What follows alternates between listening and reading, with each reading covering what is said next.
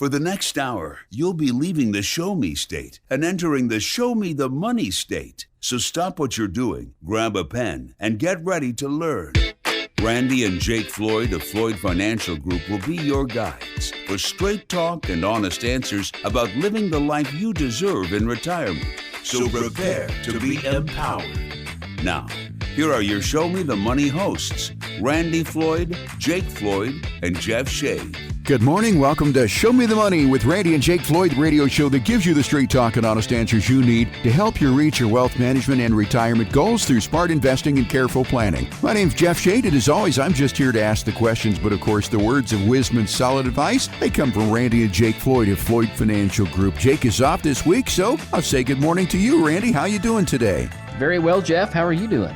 I'm doing great, thank you. Jake has got a week off, enjoying himself, a little vacation with the family. So it's you and me, Randy. It's just like old times again. What, 5.5, 6 years now, something together? Yeah, we have, and we did it a couple of years prior, so I think we're 7+ years into this show, but obviously it's been much better the last 5.5. I have enjoyed it so much, meeting you those 5.5 years. You're my inspiration, Randy. We used to ask, what you did this morning before everybody else woke up. I'm going to ask you one more time. What did you do this morning before we all woke up? Well, you're going to be disappointed this morning. I did get up early, but I did not do anything except sit and drink coffee and have conversation with my wife this morning. However, yesterday morning and the day before, I did a run, a bike ride, and another run on the day before that. So still staying active, and it's getting warm enough now where I can ride my bike again, so I'm looking forward to that. Yeah, well, I was always impressed with what you did, and we discussed that you are in the habit of getting up very early in the morning because your dad used to wake you up on the farm and so forth, but that is one of the reasons why you're in such great shape mentally and physically, of course, is because you get that exercise, and that points to, how people can stay young in retirement is keeping mentally and physically active. So hats off to you. You're a prime example.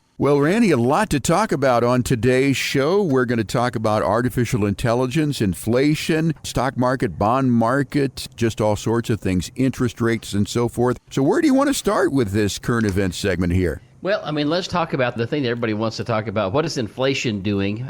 I say they want to talk about it. They're tired of hearing it, I'm sure. But, in January, we had inflation rates running annually at 3.1, and then in February, they were a little more ugly, and then also in March. And so now here we are, we're starting to maybe see a little tick down, but we still think it's somewhere between 3.1 and 3.5 annualized is what inflation is running right now. And I don't know about you, I still see certain things that are appreciating more than they should in price, but I am starting to see some things. We're not in deflation. In other words, we're not seeing prices really come down, but we are seeing things stabilize. And the latest report I saw is tending to confirm that based on the fact that they were saying that food prices year over year are 1.2% difference. 1.2%. As I don't know about you, Randy, but it seems like they're more than 1.2%. What's your experience? Well, it seems like that to me in some cases too.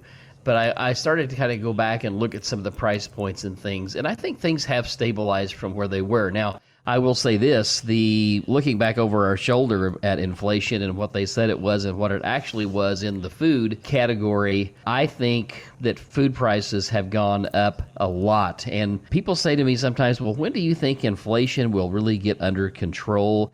And what is the government going to do to fix inflation? Well, I think Jerome Powell has done just about as much as he probably can at this point with monetary policy.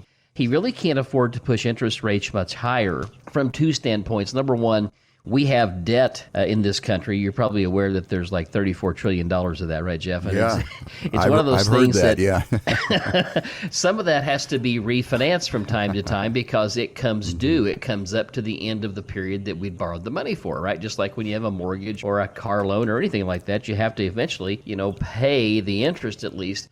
And so, and then sometimes that just comes due. So what's happening right now is Jerome is faced with the fact that the country has debt to refinance, and we really can't afford to refinance it at 5 or 5.5%. So it really puts pressure on the Fed to go ahead and bring rates down as quickly as possible. So last week we got pretty good news that said, hey, unemployment is up. And this sounds weird because this sounds like it should be the inverse of what I'm saying, but unemployment is up. Housing prices are starting to maybe crack. We're starting to go from where we had a seller's market for the longest time. People would just pay anything that people asked.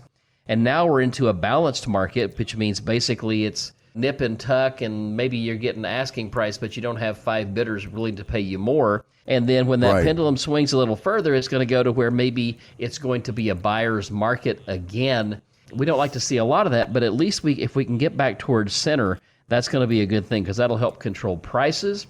Also, I will say this, consumerism as we see it is starting to wane, and I think that's from 2 standpoints. Number one, I think people are running out of credit. And number 2, I think people are sitting back and looking and saying, just as I did a few weeks ago, I was in the grocery store looking at an item, and one was the same thing, right, side by side. And if I dumped it out in front of you on a plate, you couldn't tell which, but one cost 40% more. And I said, you know what? Wow. I'm done. I'm not doing it. And so as that happens more and more, that's when inflation is going to come under control. I was talking with Zach this morning here in the office. I said, if I'm on the corner selling watermelons for $10 each, and I raise the price to $11 and you still buy all the watermelons I can produce, why would I cut my price? Who knows? You may think about raising them. Let's go for 12 and see what happens there. And I think that's exactly what's happening in the country right now. Well, that is amazing. Let's get back to inflation a little bit. And I had one question for you, Randy, before we move on here. Do you think that we may settle then at 3% since we seem to not be able to get to 2%? So here's what I would say about that. 2% being this magic number, I'm not quite sure how anybody came up with the fact that that is the magic number.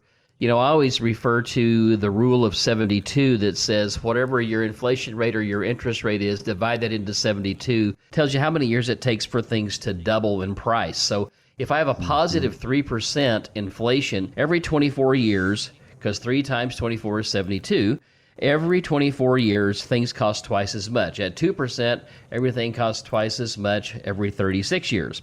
So while the 2% number, we would probably like that better because it's more controllable. However, I don't know that 3% is totally out of control. In fact, looking back at research, I think 3.6 is the historic inflation rate since maybe the 40s or 50s.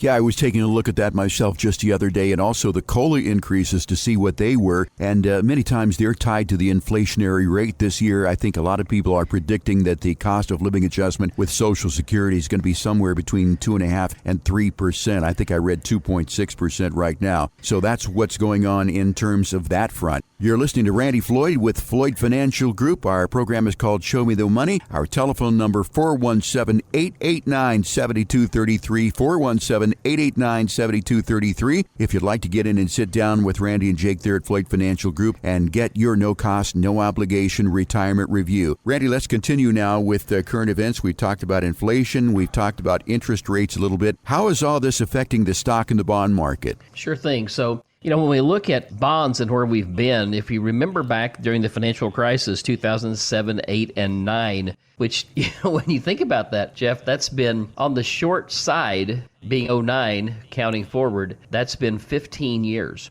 Yeah. And then it's 16 years and beyond. So right after the financial crisis, what happened? Ben Bernanke was our Fed chairman then. He went out and he slashed interest rates, right? Then he went ahead and put $3.5 trillion of quantitative easing into the market. And then from the low of the market, so from the absolute low in March of 09 through pre-COVID, right before COVID in 2020, late January, the market grew 1,000% from the bottom. Crazy. I was looking at it this morning and I thought, I knew it was steep, but I didn't know it was quite that much. But what ended up happening was if you stayed in the market, even though the market went down as much as 58% from its high, you still ended up making around 300% on your money over that next 11 years. So it was really a good outcome for retirees and things like that. But here we are now. The only thing that's different this time is we put $6.5 trillion into the money supply here, and we did it all in one fell swoop. And then we've got higher interest rates right now, which has kind of kept that money from flowing to the market. But as Jerome is able to lower those interest rates, a couple things are going to happen. Number one, people will migrate back to the stock market. But people that own bonds out there right now, for the longest time, it made no sense to own bonds because interest rates were very low. And if interest rates go up when you own a low-yielding bond, your bond is devalued. Now we have the situation where potentially we could own some 6-month to maybe 7 or 8 year bonds that will actually appreciate as he starts to cut interest rates this time, and then, of course, matriculate that money back to the bond markets or to the stock market. So we really have some unique opportunities that we haven't had for a while in the bond market. Talking with Randy Floyd of Floyd Financial Group. Randy, the elephant in the room here is the presidential election. Of course, we're getting closer and closer with each passing day. How do you think that is going to shape up here, and how do you think that is going to affect the stock and the bond market as we get closer to this, and especially once we get to the end of the year and we see what's happening in November? Well, as I look into my crystal ball here, which doesn't work. I know your heart is good in answering that question, but who in the world could know? I think the American people are somewhat shell-shocked with all that is going on right now. I think that there's a couple of things at play here. We have got to start to control spending in this country, number one. Number two, I just believe that if Biden gets a second term, he made it very clear a couple of years ago that he really wants to raise taxes on everybody, and he wants to he wants to eliminate step up in basis. In other words, if I have a farm I've owned for many, many years and I pass it to my kids, and now they get a step up to current market value, he wants to eliminate that and have people pay tax on the difference between what I paid and what they inherited at. He also wants you to pay taxes on gains you haven't realized yet in the stock market. Well, my question is, once I do realize a loss, do I get that money back? And how are you going to police that? And who's going to manage that? We need some drastic policy change. I think we just need to get somebody in office that's got a head on their shoulders that says, look, this is a business. We have to run it as a business, and we can't continue to spend. And I will tell you that the rest of the world's getting tired of us spending and throwing our weight around as we are and hurting them right now. So I think that we just need a reset back to common sense. And you know what they say about common sense? It's not very common. That's right. That's what I was expecting you to say. But anyway, these are interesting times, Randy. And I asked you that question with the best of intentions, but I did want to see what you had to say. But I think historically, though, presidential elections do not really sway the stock market one way or another. What is your opinion? A little bit. Sometimes the growth afterwards can be a little muted as everybody's trying to figure out, okay, we have a new administration, what's happening and what's going to happen. And we know this about business. Business does not like uncertainty. Business likes certainty. In other words, they like to know what's going to happen with taxes, what's going to happen with regulation, because that way they can make long-range plans that work and not get derailed in the middle. Because sometimes it takes long-term investment to get things to really work long-term, right? Exactly. Randy, before we continue, I want to remind our listeners here once again that if you'd like to sit down with Randy and Jake at Floyd Financial Group, possibly talk about your individual situation, your journey towards retirement, we're offering a no-cost, no obligation, and no judgment financial review with the folks here at Floyd Financial Group. How do you get it? Well, it's very simple. This weekend, you can call 417-889-7233. I know it is the weekend right now, but leave your name and telephone number. Lovely Ashley will call you back during the week. She'll set you up with an appointment with Randy and Jake there at Floyd Financial Group so that you can ask your questions to get the answers that you need to put you on a path towards an optimal retirement. Again, it's not going to cost you a dime. There is absolutely no obligation whatsoever. You can always say no at any time. So take advantage of this opportunity today. 417-889-7233. It'll take you about a minute to make that call to leave your name and your telephone number and request your Floyd Financial Group complimentary review. You can also request your plan online at floydfinancialgroup.com. It's floydfinancialgroup.com. Randy, time for a break. When we come back here on Show Me the Money, we're going to be talking about 5 reasons to take Social Security early and 4 reasons not. All that and more when our show continues here on 104.1 FM KSGF, where Springfield comes to talk. Ready for another helping of some more real money talk? Thought so. Now, here's another serving of Show Me the Money with your hosts, Randy and Jake Floyd, with Jeff Shade. Welcome back, everybody. This is Randy Floyd. You're listening to Show Me the Money, and in this segment, we're going to be talking about 5 reasons to take Social Security early and maybe 4 reasons you might want to wait. That's right, Randy. And this year, in 2024, a record number of people will turn 65 years of age. And a lot of experts say that it's often better to wait until full retirement age to take Social Security benefits. And you may feel the reasons to take Social Security Security early outweigh the disadvantages, but we're going to talk about it right now. Reasons to take Social Security early, and then we'll talk about some reasons why not to. What do you think is the first reason, Randy, that comes up on your list why we should consider taking Social Security early? Yeah, so this is a conversation that we have, I don't know how many times a week in here, Jeff. I mean, it's just a daily thing. There's a lot of issues that come into place. We often tell people here that, if you can tell me the last day that you will draw your last breath, I can tell you exactly when to take Social Security to maximize your benefit. The challenge is none of us know when that day is. And secondly, nobody knows what's going to happen to us and when we actually have our first health issue, right? We just don't know what that's going to look like.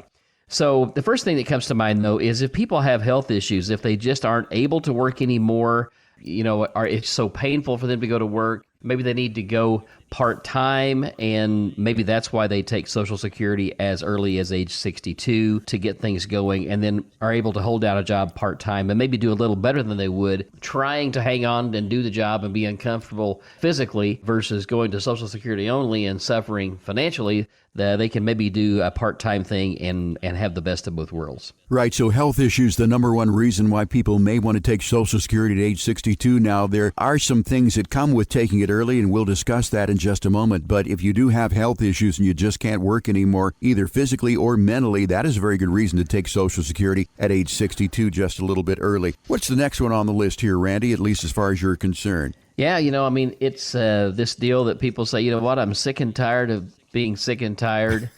And, I'm going to call in meaning, I ain't coming in. You no longer want to work. Well, there. You would be surprised. I would think that a lot of people don't want to work, but also there are, I think, more people who want to work. It's true. Even the Bible says the poor will always be with us, right? So, it's one of those things where we know that we will never be able to eliminate those people that have physical challenges, mental challenges, and all those things. And while in this country, we do have a lot of safety nets to help catch those people. But again, for people that have worked 15, 20, 30, 40, 50 years in some cases, I can see where, they would either get to the point to where they just can't muster the courage to go back and do it anymore, or they just simply got tired, and they just say, I'm sick and tired of being sick and tired, and I'm not coming in. Well, I think everybody every once in a while doesn't want to come into work, but when it becomes a regular thing, then that is a period of time that you might want to think about taking Social Security early. So health reasons, and in we'll call this mental reasons, you just can't get out of bed and get into the office or whatever you do to make a living. So that is number two. And the third reason is what, Randy? One of the things we looked at was during the financial crisis when people lost their jobs and they were at that age and they didn't have a very good prospect of finding another job. They went ahead and filed early just to have some cash flow to pay the bills. So that's one thing for sure. And they didn't have J.G. Wentworth where they could call and because they just needed cash now, right?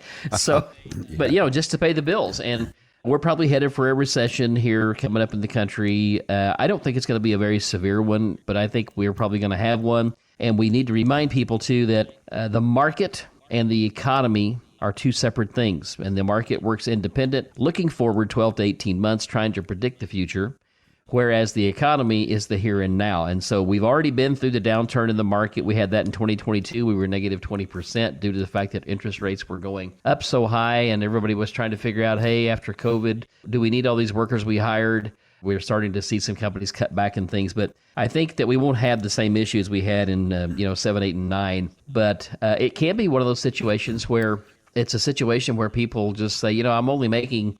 You can make up to like $22,000 a year working part-time and still have Social Security. And if your Social Security is another, say $2,000 a month, $24,000 a year, you may end up having more money working part-time with Social Security than you had working full. Yeah, and looking back at the Great Recession between 2008 and 9, 36% of eligible men and 39% of eligible women started claiming benefits at age 62 for one simple reason, and that was just to pay the bills. We're talking with Randy Floyd of Floyd Financial Group. We're talking about reasons that you should take Social Security. In just a moment, we'll talk about reasons why you may not want to take Social Security early. So next on the list, Randy, is number 5. What is that? Basically, number 5 is your fear that benefits will dry up. We just got word earlier this week that 2035 is the day that the Social Security Fund will only be able to fund 83 cents on the dollar of current benefits unless something changes. So, Jeff, I will say this about that. There is a limit to how much money you make and how much you pay in Social Security. In other words, it used to be, I remember way back in the day when I was working, at $65,000 a year, you got to stop paying into Social Security, your 7.65%. Well, now it's like $165,000 that people get to stop paying, but not until that number. Yeah. And that's only recently really been spiked up more heavily than it was in the past. So I'm thinking that they're already making moves internally to try to extend the benefit and figure that out. And I think that they will figure that out. I think that looking at people probably 55 years of age and younger, we need to be considering that Social Security may be called something different and may not even exist for some people in the future, especially like Jake, being near 40. I think he's probably got to figure out something totally different. But those that are currently getting Social Security, I really don't see the government coming in, making a cut to that. They're going to figure out how to maintain that. It would be a very unpopular vote across the country, and no politician wants to shoot themselves in the foot. That's right. And as you said, for those of us who are the age that we are right now, middle 60s, probably not going to see any change at all. But for people who are a little bit younger, yes, it could be a little bit different. But also, I would agree with you that no politician is ever going to let it completely go away. I mean, already I heard that it was 2031 that it would run out. Now it seems to be 2035, so at least we're making some progress there. So reasons to take Social Security early include health issues. You no longer want to work. That's mental issues. You need cash now. You need to cover expenses and get out of debt, or you fear that your benefits will dry up. So what are some of the reasons not to take Social Security early, Randy? Well, people are looking for a bigger payday. So once you hit full retirement age, which for most people listening to this will be 66 and 6 months to 67, somewhere in that range is where most everybody is living today. So at 66 or 67, whichever your full retirement age is, that's the max you're going to get unless you delay to age 70, and then you get 8% simple per year added to that. So if you're one that you love what you're doing, you're not stressed out about going to work, you're not wanting to call in and you like what you're doing, you may want to go ahead and work and continue to let that compound. However, the other side of that is you may want to consider as well turning on Social Security, because after your full retirement age, there's no limit to what you can make, and you may want to go ahead and defer more money into your 401k at work, because you can do, upwards of 30 grand or a little more now, and then also to use your Social Security to round out maybe paying off some bills and things those last few years before you hang it up permanently. So our first reason not to take Social Security at age 62 is that the benefits are permanently reduced, and I understand that they're reduced by 30% if you retire at age 62. What's the next one on the list, Randy? Smaller cost of living adjustments, The thing is this, I guess if you take it early and you end up with a smaller benefit, every time you do get a cost of living adjustment, that benefit is smaller, right? So It's certainly something to think about. Again, I think we've talked about, the reasons to do it. Now the reason not to do it would be simply that. If you were thinking you're going to need more money in the future, we're always going to need more. We're going to have a certain amount of inflation we know looking forward. We've never had anything other than that. And quite frankly, we don't ever want to be in a deflationary period for sure. So, I think that's probably the biggest thing is what's going to happen to my increases looking forward, and are they going to keep up with the cost of living? And I think you alluded to this just a moment ago, too. There is a cap, a penalty for working. That is number 3 on our list for reasons not to take Social Security early. And that penalty is that you can only make so much before you have to give some of it back. So do you know what that penalty is this year, Randy? Yeah, so basically what it amounts to is anything over $22,320 earned if you take Social Security before your full retirement age. There is one thing I would say about that. In the year that you're turning full retirement age, you can make more than that. So if you retire during that year, you're going to be all right. But $22,320, if you exceed that, you have to pay back $1 for every $2 that you collected. So it's one of those things that we don't want to get into. However, I will tell you, in some cases, under certain circumstances that we won't get off in the weeds in, there's been times when we have had people go ahead and take that, and it did actually make sense to pay a penalty. So as you said, you'll have to pay back $1 in benefits for every $2 you make over $22,320. And if it's your year of retirement, $59,520 is what you can make, but you'll have to pay back $1 for every $3 that you make over that. So there is a penalty for working. That is one of the reasons why you may not want to take Social Security early. And what is the fourth reason, Randy? Well, I would say this, too. I want to talk about this penalty thing one more time. So let's say that you work 6 months and then you don't work anymore that year. And let's say even that year you're making $120,000. If you stop in June and you turn on your Social Security in July, they are not going to penalize you for the balance of that year. As long as you don't exceed, I don't know the exact number here, 22,320 divided by 12, whatever that number is, roughly $1,700 probably a month. They won't penalize you. So it's just something we can talk about as people come in, but it's just one thing to think about because sometimes it helps us to engineer an extra 6 months in early retirement. So our fourth reason to not take Social Security early is about spousal benefits. How does that work? Yeah, so when husband and wife are both retired and one passes away, the larger, what it really boils down to, doesn't actually work this way, but the larger check remains. What they do is they look at both sides and they just true up the surviving spouse to what the highest Social Security check was. So it really helps to maximize what happens if somebody dies early. And generally, us guys have to figure it. If we're the same age as our wife is probably going to outlive us. It's just the way it is. And in today's world, we see some situations where it works both ways. But a lot of times, my father-in-law is a good example. His wife is 18 years younger than him. So the chances of her spending some time alone, pretty good.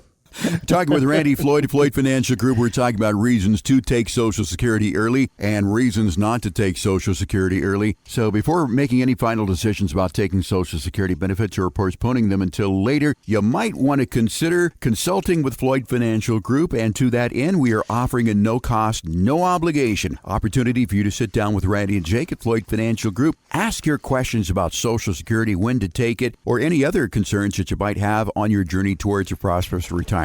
Once again, there is no cost for this. There is no obligation whatsoever. We can talk about so many other things beyond Social Security, of course. So go ahead, make that call right now and schedule your appointment. 417-889-7233. I know it's the weekend, but leave your name and telephone number. Ashley will call you back during the week and set up an appointment for you to have that conversation. Once again, it's not going to cost you a dime, and there's no obligation whatsoever. That telephone number, once again, 417-889-7233. Be sure you take advantage of this opportunity because it's not going to cost you a dime, and it's always okay to say, no, I don't want to continue to go further with this conversation. So once again, telephone number 417-889-7233. You can also request your complimentary plan online at floydfinancialgroup.com. Time for a break, Randy. When we come back, we'll be talking about 6 financial actions to take the year before retirement when Show Me the Money continues here on 104.1 FM KSGF, where Springfield comes to talk.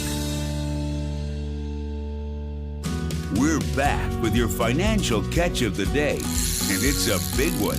Here's more Show Me the Money Radio with your hosts, Randy Floyd, Jake Floyd, and Jeff Shea. Welcome back, everybody. This is Randy Floyd. You're listening to Show Me the Money, and in this segment, we're going to be talking about 6 financial actions that you should take and really understand the year before retirement. That's right, Randy. I mean, having your income, your health care, your tax plans in place before you exit your day job can make it a lot more likely that you'll have a happy retirement. So let's dive into this. 6 financial actions to take the year before retirement. So what's number 1 on the list here, Randy? We could probably put these in any order, but I'm going to say, health is pretty important, right? So we're going to talk about health care first of all, especially if you're going to be retiring. If your plan is to retire at 65, which is the time that you can qualify for Medicare, it's going to be really important that you understand the difference between a Medicare Advantage plan and a Medicare Supplement plan, or sometimes called a Medigap plan, and what those really mean to you. And so it's something that's going to take you a little time to get a handle on because it's 2 totally different ways of looking at your health care. It's just something you need to take a little time to get underneath, and you need somebody that really has dealt with this before. And honestly, I will tell you too, obviously the professionals are out there. They take qualification training every year to be sure that they're in the know as to what's happening. But I also think talk to somebody that has a fiduciary duty to you to tell you everything and not try to steer you in one direction or the other. Because there are some agents out there that do the Medicare supplement plans only.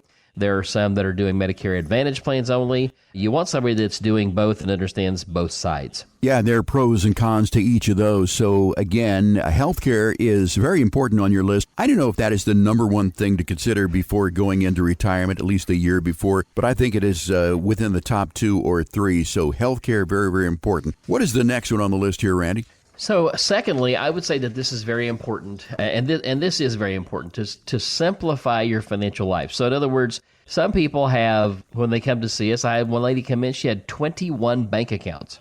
Oh my And a gosh. lot of that comes from, there's a lot of people out there that have been investing for decades, and they've been CD, certificate of deposit investors, money market investors, bond investors, market investors, all the things across there. And they just have all this money parked all around the countryside. In fact, this lady said, I just don't have any money.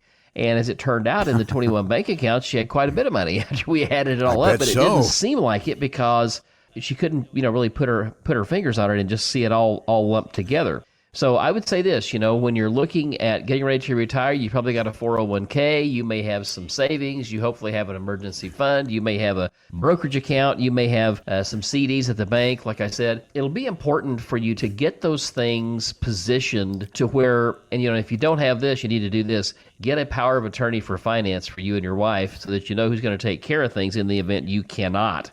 But make it simple or easier for your financial power of attorney person to take care of your business and pay bills and find out where to access money and all those things by really getting things, I would say in many cases, consolidated down as much as makes sense so that it's really easy for not only you, but also your financial power of attorney should that come into play where they need to pay bills and do your finances for you.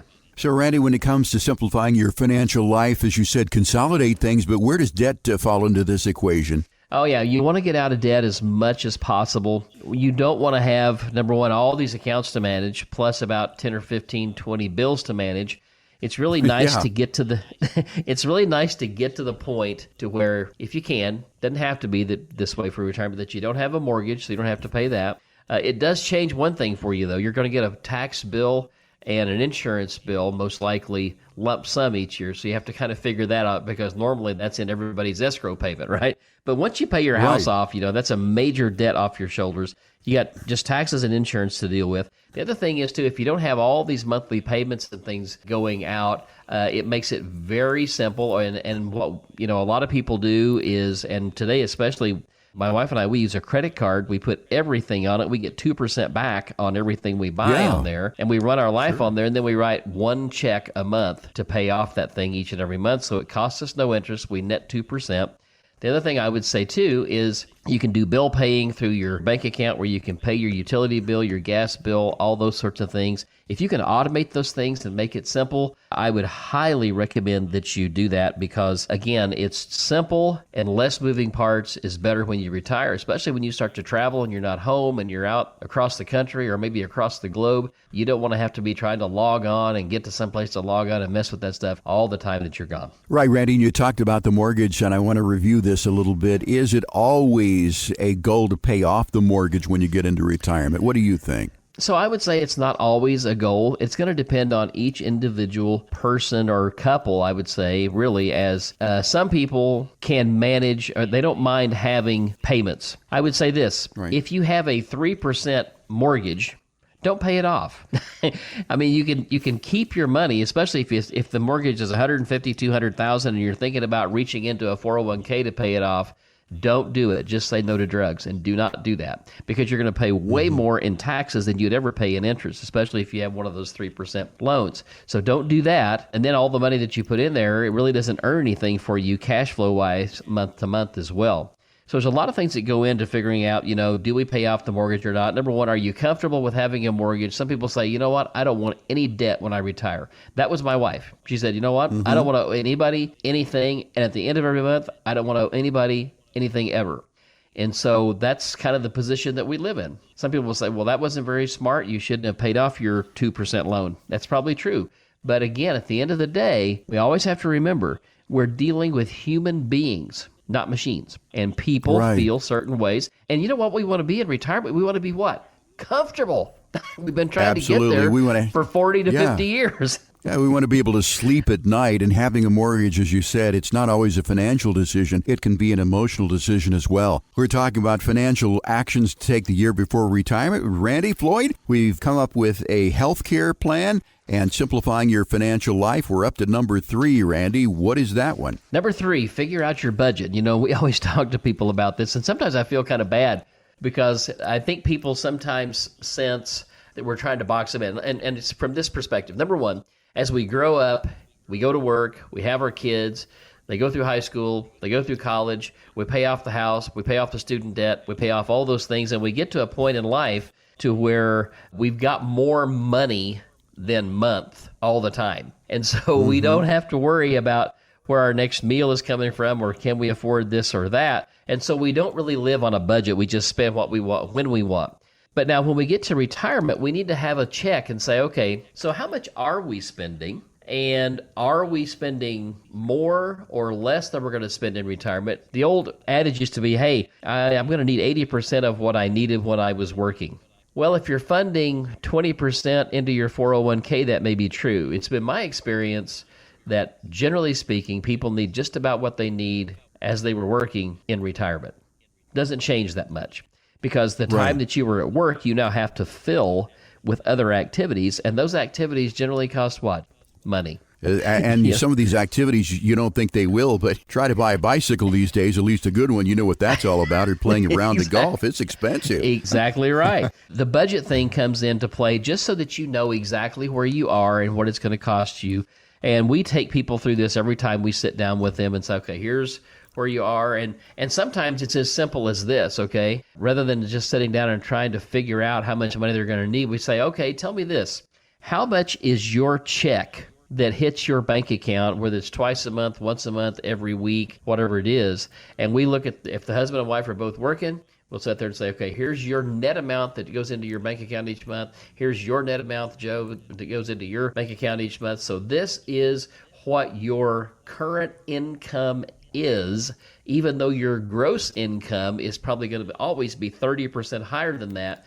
You really don't need that amount. We need to know what the actual amount that's hitting your checking account is each month, and how much of that are you spending? Are you saving any money each month outside of that? If you're not, we know you're spending it, right? And we know your budget immediately. It's a pretty good awakening for a lot of people to kind of know what they're actually spending. And I'll tell you what we find, though, most of the time is, especially if we start this process a little bit early, we're able to get people retired and have them retired and loving it. So figure out how much you can spend, and we'll call that a budget, so to speak. Next one on the list, Randy, is to check your asset allocation. Yep, that's extremely important. And the reason it is think of it this way, Jeff. When you're working and you're saving money and stuffing it into your 401k, that's not money that you need today to live on. You're living off of your wages, the work that you do, right? And so that being the case, that money's out there. You know you're investing in it. You see the balance out there, but you really, or for most people, they haven't really calculated, so what does that mean to me in terms of income? And how much money can I afford if I'm trying to live out of my savings or my 401k or my stock market account? How much of a downturn in the market can I stand, and how much money do I really need to make, and how much risk do I need to take while in retirement? Because we have this thing called sequence of returns risk that we explore with everybody.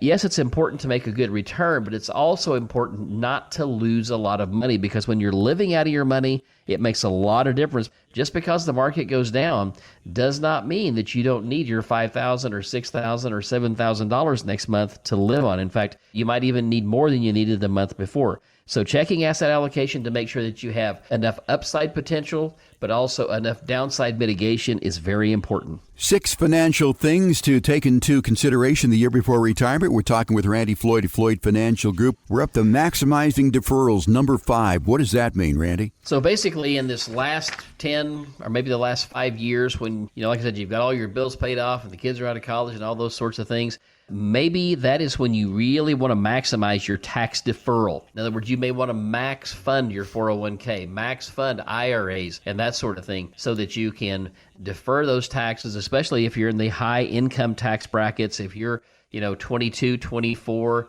up into the 30, 32% income tax brackets. Think of it this way. If you're in the 32% bracket, which there's people listening to this program that are, I'll guarantee you, when you fund that into your 401k, the government just paid 32% of your retirement for that year. Interesting. 32%. That's amazing. So I told my brother-in-law this. He was an orthodontist, and we were putting him on a very specialized program called a 412I. Now it's a 412E that allowed us to put away a couple of $100,000 a year for him.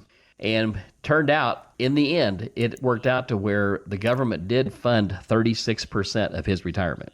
Because he would have given that money to the government and couldn't get it back. Yeah. Randy, we're up to number 6 on our list of 6 things to do here the year before retirement. And what is that? Come up with an income plan. So in other words, we talked earlier about needing to know what the budget is, right? And needing to kind of know what we'll spend on health care, all those sorts of things. So we have to come up with, what does Social Security look like? If you're lucky enough to have a pension, what does that look like? And off our investments based on our risk tolerance and our ability and capacity to take risk. How much money can we withdraw? And do those two things meet? And how do we make them meet? And so that's one of the final things we always talk about when we're dealing with this. And also, what happens if one spouse dies early and the other one's left behind? What does that look like? So the income plan is something we focus on a lot to make sure that people are not going to run out of money when they're at their worst possible moment. Maybe you're 95 and out of money. That's not a good scenario.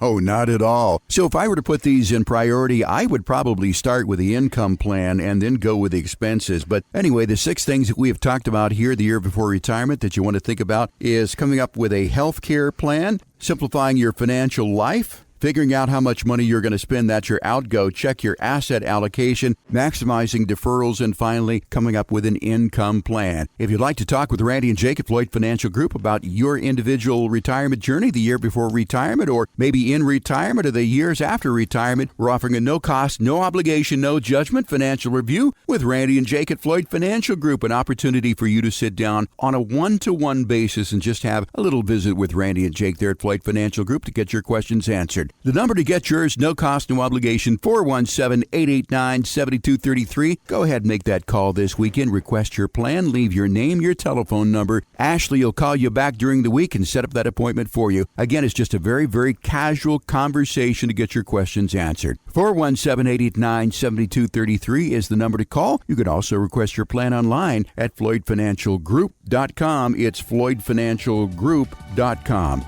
Time for a break, Randy. When we come back here on Show Me the Money, we'll be talking about 7 misconceptions about annuities and the truth when our show continues right after this on 104.1 FM KSGF, where Springfield comes to talk. People of the Ozarks, step away from the fishing pole and prepare to be shown the money, because we're back with more straight talk and honest answers with Randy Floyd, Jake Floyd, and Jeff Shea. Welcome back, everybody. This is Randy. You're listening to Show Me the Money, and in this segment, we're going to be talking about 7 misconceptions about annuities, and, are you ready for it, Jeff? The truth. Well, we always want to tell the truth here on Show Me the Money with you and Jake. Annuities have gotten a bad rap in the press here recently, and people come into the office once in a while and you ask them about annuities, and they say, oh, I hate annuities. You ask them why, they go, I don't know. I just hear it in the press that you should hate annuities. So let's sort of try to shed some light on this a little bit. 7 misconceptions about annuities and the truth. What is the first misconception I think that people have, Randy? Yeah, Jeff, I think I need to give everybody a little bit more background on this before I even answer that first question. So let's talk about annuities just for a moment. So annuities really came to the forefront and became a thing in the 80s and 90s when the 401k was first taking hold and people were really starting to understand investing in the stock market, and mutual funds were starting to really proliferate. And so people could go in and they could invest $25, $50, $100 in the market on a weekly or monthly basis. So what ended up happening was variable annuities came into play during this time, and the big insurance companies, the Prudentials, the New York Lifes, and those type people came in and made all of their insurance agents go out and get a securities license to be able to market these products, because they did carry nice fees for those companies. Okay? Now, it's not just those companies. The companies were many, many, many. But what happened was People were funding 401ks and they were funding IRAs and they were max funding in those, and then they were investing more money and they wanted to avoid taxes. So one of the things that an annuity will do for you, even though it's outside a retirement plan, or it can be a retirement plan like an IRA, it can be an IRA annuity, is they give you tax deferral. So you could put money in there, grow your money because the market was growing like crazy through there, and you got to tax defer all the earnings until you needed them. The thing about annuities in the beginning was, yes, they had a lot of fees. The average expense load, the biggest one I ever saw, and I've been doing this 2.5 decades. I remember seeing one company had a 5.5% expense load on this annuity contract. So what does that mean? So if I put $100,000 in, it costs me $5,500 a year to own that contract. They're going to take their fee before I make any money. So yes, fees were high and many were hidden. They had them on there in the form of riders. But I will tell you that things have changed over the years. The general public has gotten smarter. Advisors have gotten smarter. And so today, those fees can be almost completely zeroed out as far as a direct pull on your account balance. So every investment has some cost, but the cost has drastically been wrung out of the annuity setup. In fact, in many cases, if you want to look at a multi-year guaranteed annuity, there are no fees associated. You get a straight up interest rate, kind of like a CD. So the first misconception about annuities is that there are too many fees. The next one on the list here is I don't have access to my money. Randy, is that true or not? So in today's world, there are some annuities that allow us only 5% per year withdrawal. Most will allow 10% per year withdrawal. Some will say if you skip a year, you can have 20% with free withdrawal. And some will say it'll stack up to 50%. So if you go 5 years without taking a withdrawal, you can have as much as 50% of your account balance out of there. And then there are those annuities out there now also that are completely surrender free, which means you have access to 100% of your money on any given day. So while in the past we had really, really long and high surrender rates, they're still out there. But most of them have really come down a lot over the years, and there are some that completely have zero surrender schedules. So you do have access to your money, and depending on what type of annuity you pick, or we would pick maybe for you to use, we use annuities in here, but we use them in a very succinct, purposeful manner, not just to use an annuity. Because, an annuity is not a be-all, end-all, fix-all. All asset classes have their time where they work really well. So it's kind of like gold will be up, gold will be down. We'll have commodities up and down. Bond markets will be good, bond markets will be bad. Every financial product has its use and has its timing. And so while we use annuities here, I would say this, we use them very judiciously and very selectively, understanding everything about them. So you do have access to your money, but there could be a penalty on that. The next one, Randy, is the insurance company is going to make all the money, and I don't make any at all. Is that true or false? So that is false. We know what the formulas look like going in. We know what people are going to get. And like I said, there's so many variations today. If people want to get 100% of the gains, we can set them up to where they get 100% of the gains. And we have annuity contracts that cost as little as $200 a year to own. The fact that you can't get to your money and that they're too expensive and there's too many fees just doesn't really hold water anymore. Are those contracts out there? Yes. Generally, the big fees come in the form of what's called a rider. And riders are something that we just don't use that much, especially income riders, because if you have a product that performs, you really don't need to pay an extra 1 or 1.25% to get a guarantee of income. Our show is called Show Me the Money. We're talking with Randy Floyd of Floyd Financial Group, and we're talking about 7 misconceptions about annuities and the truth. Next one on the list here, Randy, is if I die, my money dies with me. So this question here refers to pension-type annuities. This is where it comes from. So let's say that I am a married man. Well, I am a married man, but let's say I'm a married man. I'm getting ready to retire. I have a pension. So I turn on the maximum payment, which pays for my life. If I do that, I take the maximum payment that pays for my life and my life only, and I die next year, my wife gets nothing. However, I have other options than that. I can get it to where most times it'll pay her the full amount for the rest of her life. Sometimes it's limited. It only pays 75% for the rest of her life.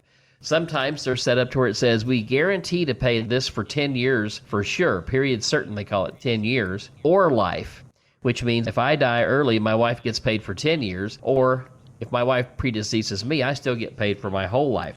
So there's lots of ways to set up these pension annuities, but the biggest thing is if you set up a life annuity on your life only, that is true, your money dies with you. But I will tell you this is an annuity that has been annuitized, and we generally tell people we are not going to commit annuicide by annuitizing an annuity 99% of the time. So don't worry about that. We're not going to set you up in a situation where your money dies with you. It's going to be passed on to your beneficiaries. And Randy, another misconception that I hear all the time about annuities, that inflation is going to outweigh my returns. Is that always the case? No, it's not always the case. In fact, most of these annuities today are tied to some type of market index. So you're going to get, we can set it up now where we can get the lion's share of the gains all the time. Let's say you've got a fixed annuity that you bought 10 years ago that's paying 2.5%. Yeah, you might get outpaced by inflation by that, but you took the fixed annuity because it looked like a CD, and a CD, when they were paying 1 or 0.5%, this paid 2.5%. That's why you bought it. So you might be getting outpaced right now, but there are contracts out there that allow us to keep pace and even outgrow inflation substantially. And Randy, another thing that I hear all the time with people, and when I talk to them about annuities or poll them, they say, well, annuities are just for a monthly payment. Is that true? So there's a lot of people that is how they go about using annuity contracts, is to just set up a guaranteed monthly income. I will tell you that an annuity in today's world can be used to accumulate wealth. It can be used to defer taxes. And it can also be used to be sure that you can have monthly income if and when you need it. Not just monthly payments. It gives you those other two benefits as well. So annuities certainly can have a part in your portfolio, or it may not. Again, it is just a tool. We have to sit down and figure out what your wants, your needs, and your goals are to see whether or not an annuity would be a proper fit in your portfolio. So, Randy, the final one on our list of 7 misconceptions about annuities, and the truth is if the market drops, it's going to bounce back. Yeah, so, if we look back historically, since the beginning of tracking the market, which was like 1898, the market has been up, it's been down, it's been sideways, but, it's always grown. If we look back since 1982, the market, the S&P 500, that's 500 of America's largest companies, that's the average we hear about every night on the news, was 109 points. Today it's 5,000. So it's grown, like 5,000% over that time frame. Right. So markets go up, markets go down, and I don't think that's going to be any different because that's how business gets done. One of the things that when we tie this to annuities, there's a thing called a fixed indexed annuity that will basically tie your gains to the stock market like the S&P 500. What's kind of unique about it and what's nice about it for retirees, it allows us to get enough of the upside growth of the S&P 500 with mitigating, or we can either reduce what we might lose in the market or take it to absolute zero where that you cannot lose any money due to market risk. And it resets either every year, every couple of years, or there's a lot of different variations there. But the bottom line is there's ways to get protection on your money and guard against the downside and yet earn substantial upside. So I was looking at, just the other day, I was reviewing a contract that my sister owned. And, since she's owned it, it's right near double-digit returns. And so on average, the fact that people say, you can't make money in annuities, I would just tell you that my sister would disagree. And so would I at this point. We just have to make sure we pick the right ones and we know what we're doing. But if market drops, if you have a fixed indexed annuity with no downside risk, when the market bounces back, you will get to stack money on top of money you did not lose, while everybody else that's in the market alone, naked, is trying to make up what they lost. Well, Randy, based on our conversation, I'm sure that our listeners may have some questions about annuities and whether or not they're right for them in their portfolio. If you want to find out about the pros and cons of annuities and whether or not they're a good fit for you, once again, give us a call here at Floyd Financial Group. We'd be happy to sit down and have that conversation with you. Our telephone number is 417-889-7233. And while you're at it, go ahead and call that number right now this weekend while you're thinking about it, 417-889-7233. That is the number to request your no-cost, no obligation, and no judgment financial review with Randy and Jake there at Floyd Financial Group. It's a no-tie zone. All you got to do is come in and sit down and request that conversation. Randy and Jake will be happy to have that meeting with you to put you on a path towards a more confident retirement and get your questions answered. There is no cost. There is no obligation for this. It's not going to cost you one thin dime, so why wouldn't you make that call this weekend and take advantage of this opportunity? Once again, 417-889-7233 is the number to call. Call it right now. Leave your name, your telephone number. Ashley will call you back during the week and set up a time that's convenient for you and Randy and Jake. 417-889-7233. You can also request your plan online at flightfinancialgroup.com. Well, Randy, we just get started, then we run out of time. So for Randy and Jake, I'm Jeff Shade. Have yourself a great weekend. We'll talk to you again next week with another edition of Show Me the Money right here on 104.1 FM KSGF, where Springfield comes to talk. The information provided in the preceding program is for educational purposes only and are not intended as investment advice for any individual or entity. All information contained herein believed to be from reliable sources. However, we make no representations as to its completeness or accuracy. The opinions expressed are subject to change without notice and do not constitute financial, legal, or tax advice. Please consult your financial professional before executing any financial strategy. Financial planning offered through Floyd Financial Group, LLC, an investment advisor registered in the state of Missouri.